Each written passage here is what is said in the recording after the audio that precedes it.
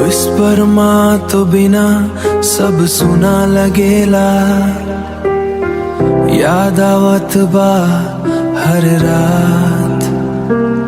छोटा रहली जब हा धरली तोर, गिर गिलियों जब उठैली तोर। आज ई दुनिया में अकेला भै गेलियों, माँ तो बिना सब अधूरा लगेला।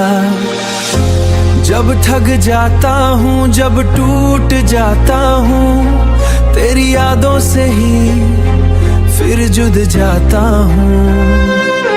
माहोहारी दुआ साथ बा, अंधियारी में भी रोशनी बा। दूर भैली हो, दिल में बसली हो, रोने पर भी हंसना सिखैली हो। माँ हम लड़त बानी तो हर खतिर, एक दिन जीत के गर्व करब तो हर। फोन पे बात करी, हंसी दिखाई, अंदर के दर्द कभू ना बताई। तोहरा टेंशन ना हो ई सोच के माँ, अपना आंसू सब छुप छाप छुपाई।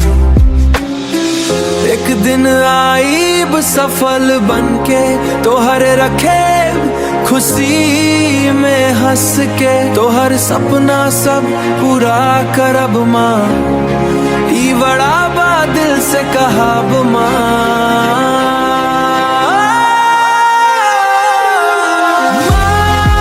तुम्हारी दुआ साथ बा हर साल।